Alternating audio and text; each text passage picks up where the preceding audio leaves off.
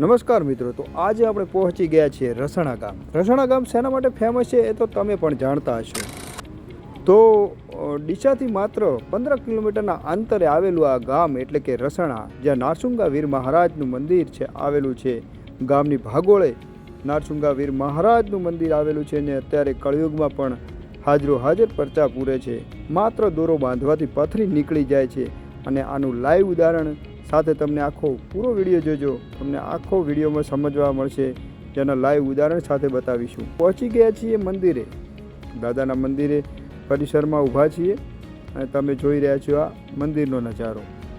અત્યારે સાંજનો સમય છે, ઘણા બધા લોકોની અવરજવર ચાલુ રહે છે, કારણ કે અહીંયા પથરીની તકલીફ લઈને લોકો આવે છે અને માત્ર દોરો બાંધવાથી 1 અઠવાડિયાથી 15 દિવસની અંદરમાં પથરી નીકળી જાય છે. તો એ પથરી લઈ અને રિટર્ન આ મંદિરે જમા કરાવવા આવે છે. તો અત્યારે તમને લાઈવ ઉદાહરણ જોઈ રહ્યા છો. તો આપણે અત્યારે મંદિર પરિસરમાં ઊભા છીએ.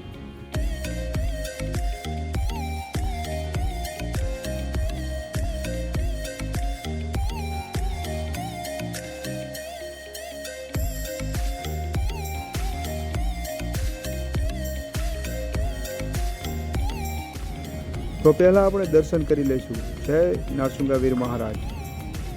નારસુંગા વીર મહારાજ સાથે માં મેલડી અને માં ચામુંડ પણ બિરાજમાન છે. તો આપણને પણ થોડી તકલીફ હતી પથરીની, તો આપણે પણ અત્યારે દોરો બંધાવી રહ્યા છીએ.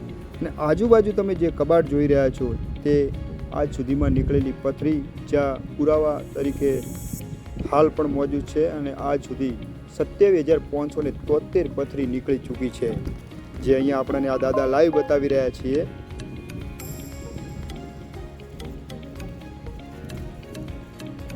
એ જોઈ રહ્યા છો, કાચની બોટલમાં મૂકેલી છે અહીંયા. તો મિત્રો, આ હતું નરસુંગા વીર મહારાજનું મંદિર. હવે આપણે દર્શન કરીને અહીંથી નીકળી ગયા છીએ.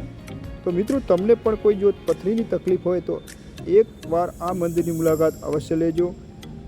અને વિડીયો પસંદ આવે તો મારા આ વિડીયોને શેર કરી દેજો અને ચેનલને સબસ્ક્રાઈબ કરવાનું ભૂલતા નહીં. જય શ્રી રામ.